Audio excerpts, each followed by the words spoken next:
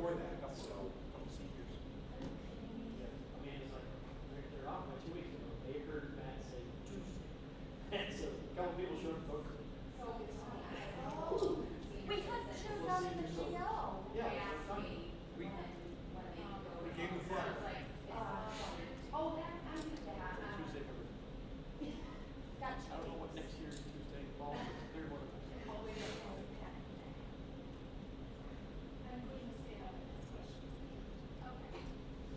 I'm not going to ask if anybody has questions, since we have no public here. She's got that. I did tell you last time. Yeah, she is a really nice candidate. I think we established that yesterday. Speaking of mandated to be here, that was me last night. You haven't started it yet, have you? Street started at 6, so we're ready to go. What do you say?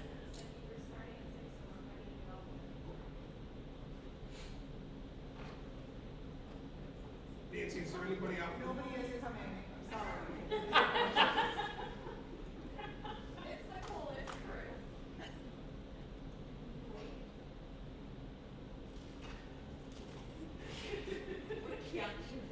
Nobody gets Slow. the rest of us are like, whoa. Good evening.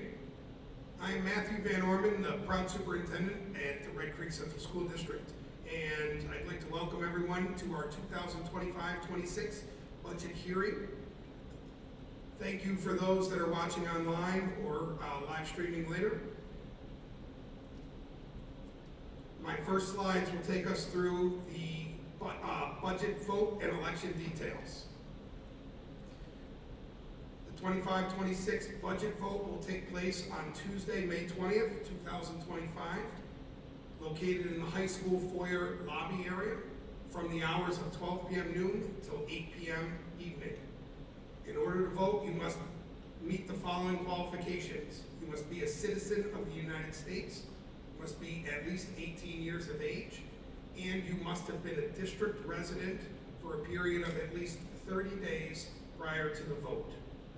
Votes can either be cast in person at the foyer lobby or via absentee or early ballot, which are attainable through the district clerk, Amanda Osborne.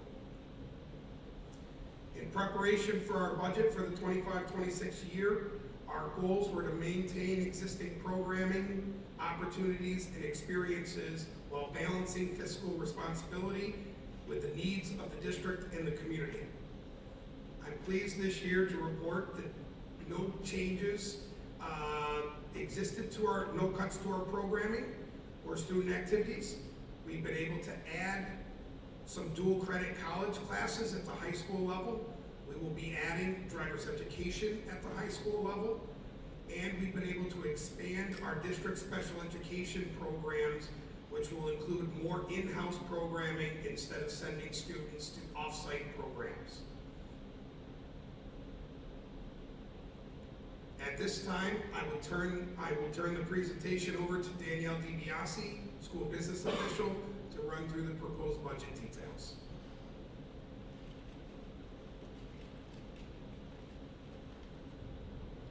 Thank you. So on this slide, we have an overview of the three-part budget where you'll see a comparison to last year's numbers. For 25-26, the proposed budget includes $2,621,200 for the administrative component, which is a change of $146,096 or 5.9%. The program, which is the bulk of our budget, is $18,204,979, which is an increase of $506,654 or 2.9%. And the final part of the budget, the capital component, is $4,215,764, which is a decrease of $787,071 or 15.7%. Again, this is largely due to a fall off of aid, which also has a corresponding fall off in expenditures for our budget. Overall, the proposed 25-26 budget is $25,041,943, which is a decrease from the current year budget of $134,321 or 0.5%. So as Mr. Van Orman mentioned, the proposed budget maintains our existing programming a $100,000 transfer for a capital outlay project, which is a sort of mini capital project that helps us keep up with things in between. For the 25-26 school year, this is allocated for scoreboards and acoustic improvements, which is really to reduce excessive sound, to increase our ability to properly supervise students. For the 25-26 school year, we have the following breakdown of our revenues. For state and federal aid, we have an estimated $18,126,981. It is important to note that with changes to the foundation aid formula, we are seeing a decrease in this component. For our tax levy, we are proposing $5,295,462. For appropriated fund balance, $400,000. And use of district reserves, $350,000. There is an interfund transfer from debt service for $100,000. This will negate the net impact of that debt falling off. And other miscellaneous revenues totaling $769,500 to get us to our overall budget number of $25,041,943. So for the tax levy, I mentioned on the previous slide that we're proposing an increase. In the 24-25 school year, it was $5,110,949. The proposed levy is $5,295,462, which is an increase of $184,513, or 3.6%. This is what we call tax cap compliant. So it does only requires a simple majority, or 50%, to result in an approved budget. And then down below, we have a projected breakdown by township of what that increase would mean for someone who owns a $100,000 value home. So depending on your township, the estimated impact ranges between $30 and $60. These are, of course, based on prior year tax rolls. So if there are any changes to your assessment or to the equalization rates of your townships, you may see a difference here, but this is just an estimate to help you gauge what this increase would mean for you at home. Next up, we'll go through the propositions that are on our ballot. Proposition number 1 for the 2025-2026 budget.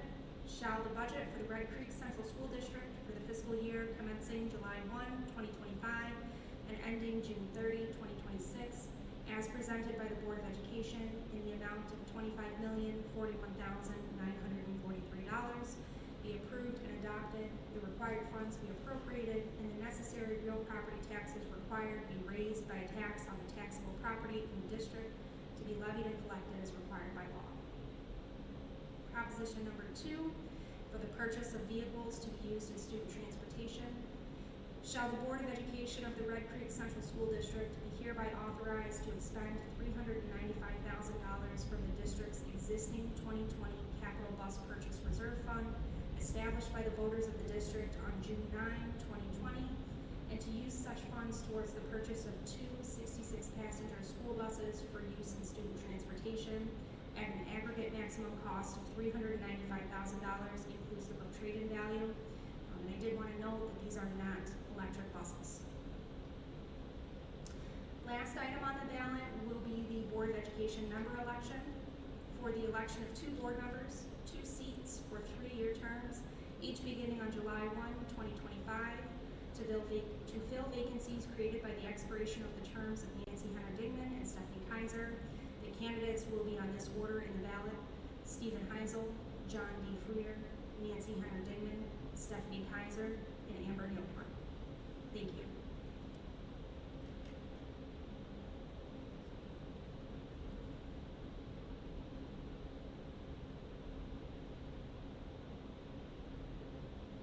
Any questions from the audience members here in person? All right, thank you very much.